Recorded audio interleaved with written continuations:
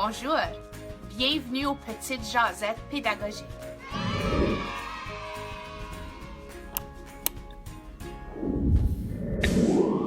Bienvenue à une édition tout à fait spéciale des Petites Jasettes pédagogiques. Je continue ma conversation avec Stéphane Paquette sur comment devenir allié avec les peuples autochtones. C'est normal qu'on arrive aujourd'hui et là, on est comme frappé en pleine face avec cette réalité-là que les peuples autochtones savaient depuis très longtemps et que nous, comme Blancs, on fait « What? C'est quoi cette affaire-là? » Et là, on est en train de comme, se questionner à faire « Comment est-ce qu'on aborde ça et tout ça? » C'est complètement normal parce qu'on ne l'a jamais fait. Moi, un des gros challenges, puis c'est ça que je fais avec mes capsules, vous le savez à cette heure, c'est d'essayer de métisser le traditionnel avec le moderne. Parce que oui, c'est important, les 4 herbes sacrées, les 7 enseignements des grands-pères, puis tout ça, mais aussi de faire voir, comme regarde, il y a un Ethan Bear qui joue au hockey professionnel, il y a 3 athlètes autochtones féminines qui ont gagné une médaille d'or, qui ont gagné le championnat du hockey féminin. Tout ça, c'est important aussi de voir que c'est pas cette mentalité que c'est tout dans le passé, puis c'est du vieux, puis là, that's it, c'est fini. Puis non, il y a comme une évolution, tu sais. Donc, pour moi, c'est ce que j'essaie de faire. Puis j'essaie mon mieux. Puis je pense que je fais une bonne job que les élèves et les enseignants-enseignantes font « OK, man, sais-tu quoi, à cause de ce gars-là barbu, là, j'ai appris un petit quelque chose cette semaine. » Donc, je ne suis pas un gardien du savoir, je partage ce que je viens d'apprendre. Donc, c'est comme ça que je l'approche. Moi, je les suis, tes capsules toutes les semaines, puis c'est ça, c'est que on l'a dit, ça peut être un sujet lourd, mais tu l'amènes de tellement une façon que c'est comme juste le nom, vous le savez à cette heure.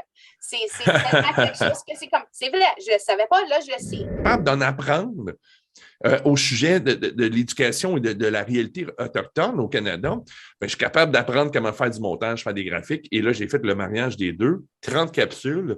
Et cette année, pour l'année scolaire, il va y en avoir un autre 30. Wow. Si tu avais comme des stratégies à offrir à un parent, je sais qu'il est adolescente maintenant, mais comme un petit âge, de 0 à 6 ou même de 0 à 12, quelles sont certaines des stratégies que tu as utilisées pour l'encourager à aller découvrir sa culture? Puis, des stratégies aussi pour nos éducateurs et éducatrices qui pourraient mettre en place avec des jeunes enfants pour continuer à explorer le sujet. La question, c'est tellement une bonne question, puis j'aimerais avoir une réponse simple pour toi, Mélanie. Malheureusement, j'en ai pas une simple. Parce que même quand on se rencontre, et quand je dis « on », à chaque mois, ceux qui travaillent en éducation autochtone dans toutes les 12 ou 13 conseils scolaires francophones de la province, on se rencontre une fois par mois pour se partager des ressources, pour se partager des « Hey, regarde, nous, on fait ça, OK, on a fait ça. » Moi, évidemment, avec mes capsules, je suis comme « Guys, regarde, les capsules sont là, utilisez-les. » Et une des grosses questions qui revient tout le temps, c'est comment on aborde ça avec les plus jeunes, avec les plus petits.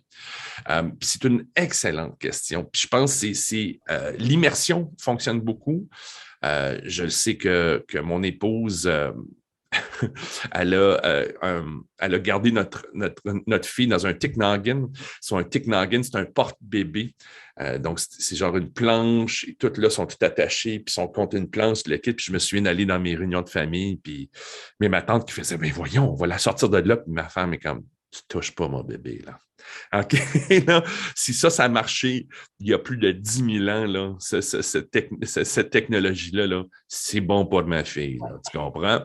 Donc, l'immersion de ça, aller à des célébrations des powwows, c'est une excellente façon de voir, surtout pour les jeunes, tu sais, c'est pas des costumes, c'est du régalia, mesdames et messieurs, leur régalia, donc c'est leur tenue cérémoniale, les danses, le rythme, et là, ça peut être aussi simple de, OK, quand tu entends le toum, toum, le rythme, c'est quoi? Ça sonne comme quoi?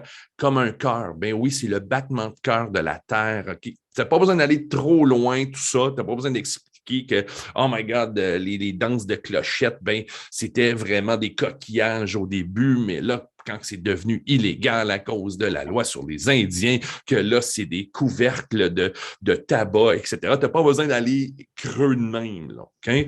Et il y a beaucoup de littérature. Là. Il y a beaucoup de littérature qui pour enfants qui est sortie aussi. Je suis qui, moi, me prononcer un powwow? Je suis qui, moi, arriver là avec mes enfants et dire, hey, je fais partie d'une célébration et je connais rien là-dessus. Puis je sais qu'il y a des peurs autour de ça, mais c'est la 100%. Meilleure façon d'apprendre, c'est de s'immerser dans la culture puis d'aller en apprendre. Donc, toi, ton vécu, c'est quoi quand tu arrives à un powwow comme homme drape? Hey, je veux faire partie.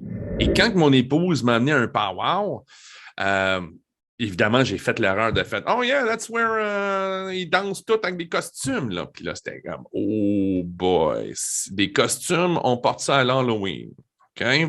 Ça, c'est de l'habillement cérémonial, régalia qu'on appelle. Mais, tu vois, j'ai fait l'erreur. Tu sais, j'en ai fait des erreurs.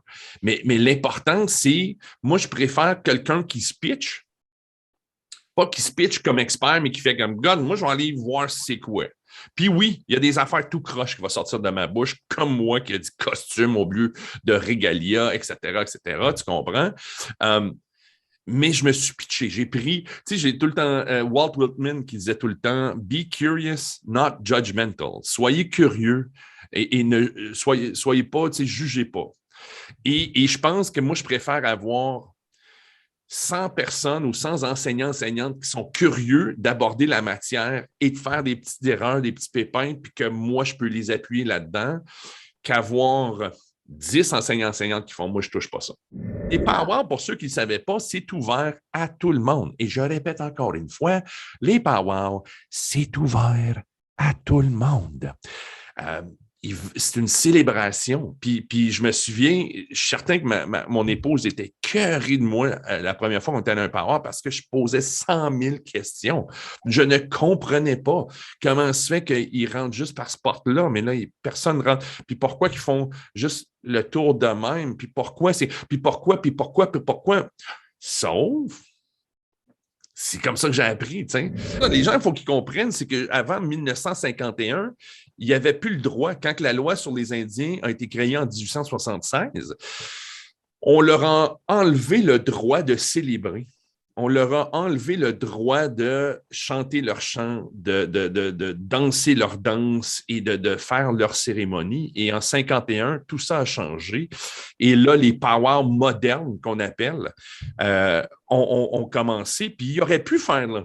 Regarde, après avoir presque 100 ans sans avoir la chance, ou pas la chance, le droit de célébrer leur cérémonie, tout ça, il aurait pu faire comme, regarde, là, c'était nous autres, là, puis on n'invite personne. Là. Mais au lieu, ils ont fait, regarde, on est de retour, puis on va inviter tout le monde, là.